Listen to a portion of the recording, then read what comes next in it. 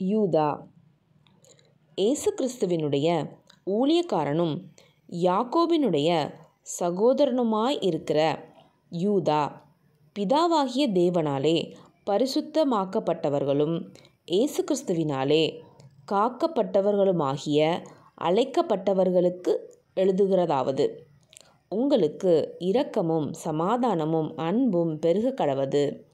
பிரியமானவர்களே, பொதுவான இரட்சிப்பை குறித்து உங்களுக்கு எழுதும்படி நான் மிகவும் கருத்துள்ளவனாயிருக்கையில், பரிசுத்தவான்களுக்கு ஒரு விசை ஒப்புக்கொடுக்கப்பட்ட விசுவாசத்திற்காக நீங்கள் தைரியமாய் போராட வேண்டுமென்று உங்களுக்கு எழுதி உணர்த்துவது எனக்கு அவசியமாய்க் கண்டது.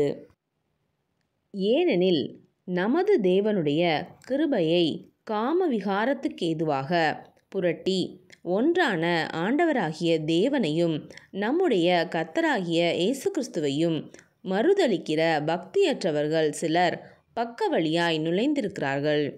அவர்கள் இந்த ஆக்கினைக்குள்ளாவார்கள் என்று பூர்வத்திலே எழுதியிருக்கிறது.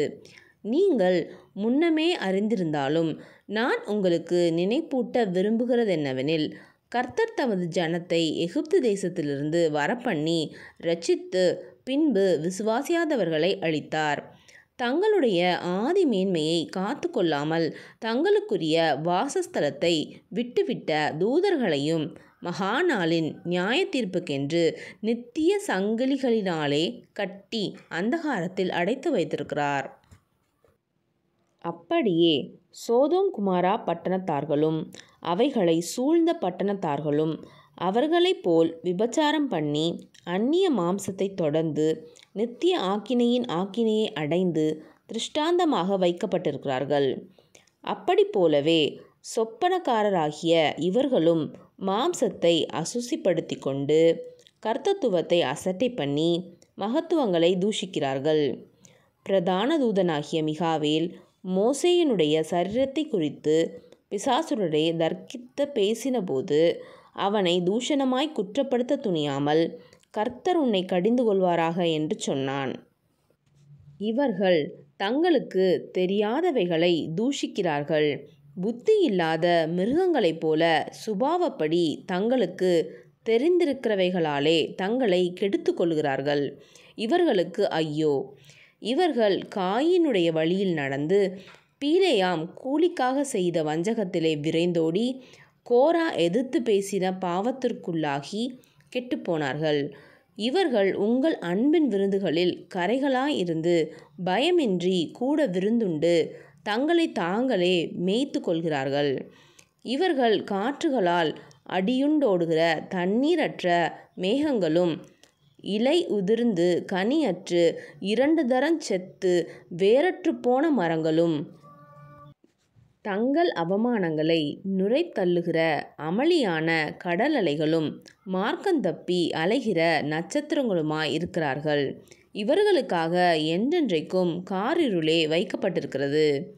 ஆதாமுக்கு 7ஆம் தலைமுறையான ஏனோக்கும் இவர்களை குறித்து, இதோ எல்லாருக்கும் நியாய தீர்ப்பு கொடுக்கிறதற்கும் அவர்களில் அவபக்தி உள்ளவர்கள் யாவரும் அவபக்தியாய் செய்து வந்த சகல அவபக்தியான கிரியைகள் நிமித்தமும் தமக்கு விரோதமாய் அவபக்தியுள்ள பாவிகள் பேசின கடின வார்த்தைகள் எல்லாவற்றின் நிமித்தமும் அவர்களை கண்டிக்கிறதற்கும் ஆயிரமான தமது பரிசுத்தவான்களோடே கூட கர்த்தர் வருகிறார் என்று முன்னறிவித்தான்.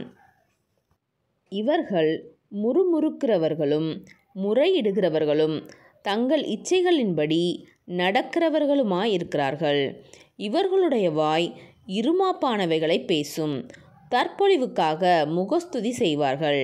நீங்களோ பிரியமானவர்களே, நம்முடைய கர்த்தராகிய இயேசு கிறிஸ்துவின் அப்போஸ்தலரால் முன் சொல்லப்பட்ட வார்த்தைகளை நினைவு கூறுங்கள். கடைசி காலத்திலே தங்கள் துன்மார்க்கமான இச்சைகளின்படி நடக்கிற பரியாசக்காரர் தோன்றுவார்கள் என்று உங்களுக்கு சொன்னார்களே. இவர்கள் பிரிந்து போகிறவர்களும் ஜென்ம சுபாவத்தாரும் ஆவி இல்லாதவர்களுமாமே. நீங்களோ பிரியமானவர்களே, உங்கள் மகா பரிசுத்தமான விசுவாசத்தின் மேல் உங்களை உறுதிப்படுத்தி கொண்டு பரிசுத்த ஆவிக்குள் ஜெபம் பண்ணி தேவனுடைய அன்பிலே உங்களை காத்து கொண்டு நித்திய ஜீவனுக்கேதுவாக நம்முடைய கர்த்தராகிய இயேசு கிறிஸ்துவினுடைய இரக்கத்தை பெற காத்திருங்கள். அல்லாமலும் நீங்கள் பகுத்தறிவுள்ளவர்களாயிருந்து சிலருக்கு இரக்கம் பாராட்டி சிலரை அக்கினியிலிருந்து இழுத்துவிட்டு பயத்தோடே இரட்சித்து மாம்சத்தால் கரைப்பட்டிருக்கிற வஸ்திரத்தையும் வெறுத்து தள்ளுங்கள். வலுவாதபடி உங்களை காக்கவும் தமது மகிமையுள்ள சந்நிதானத்திலே மிகுந்த மகிழ்ச்சியோடே உங்களை மாசற்றவர்களாய் நிறுத்தவும் வல்லமை உள்ளவரும் தாம் ஒருவரே ஞானம் உள்ளவருமாகிய நம்முடைய இரட்சகரான தேவனுக்கு கனமும் மகத்துவமும் வல்லமையும் அதிகாரமும் இப்பொழுதும் எப்பொழுதும் உண்டாவதாக. ஆமேன்.